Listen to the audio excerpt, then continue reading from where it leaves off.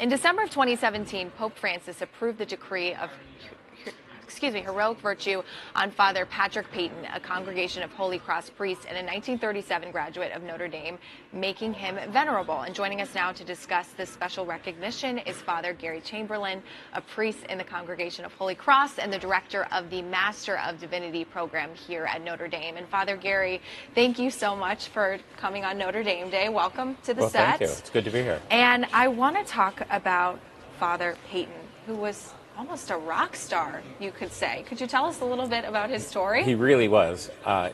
He's an amazing man. He was born a poor farmer's son in Ireland. He came to this country with his older brother Thomas to basically get a better life and send money back to the family farm.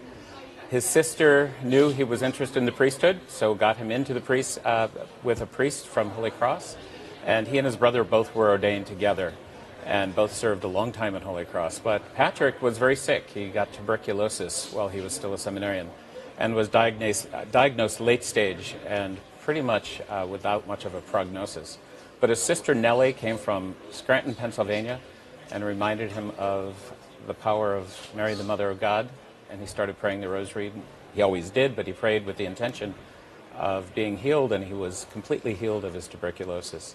And from that moment on, spent the rest of his life committed to spreading the Catholic faith and the idea of Mary is our friend and Mary can intercede for us. And he's up for canonization. What is canonization in the Church? Canonization is the process by which the Church says that we know somebody is already in heaven and with God. So there's multiple steps. He's venerable, which means that he has been found heroic in virtue.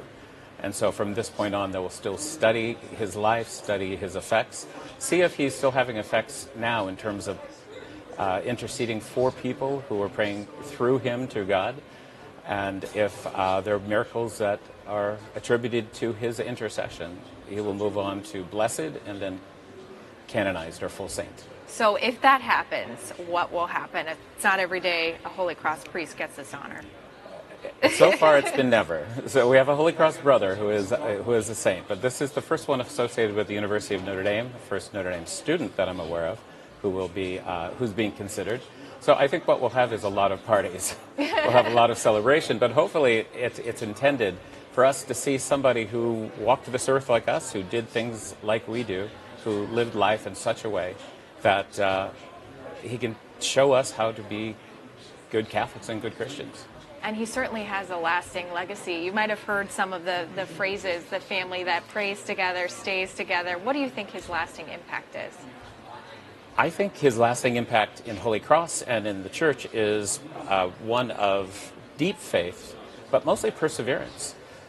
Like many people who did great things, he started with lots of opposition, or at least not much help. He was the chaplain to a boys' high school in Albany, New York, when all of this started, and he just started writing letters and writing letters. By the 1960s, he had 1 million people at a rosary in the Philippines. It's amazing. And what he's done, and he continues to do, I believe in the intercession of those who've gone before us. And I think he works for us, he works for Holy Cross, he prays for the needy, the poor. South America is still in love with him because of the efforts there, much of Asia.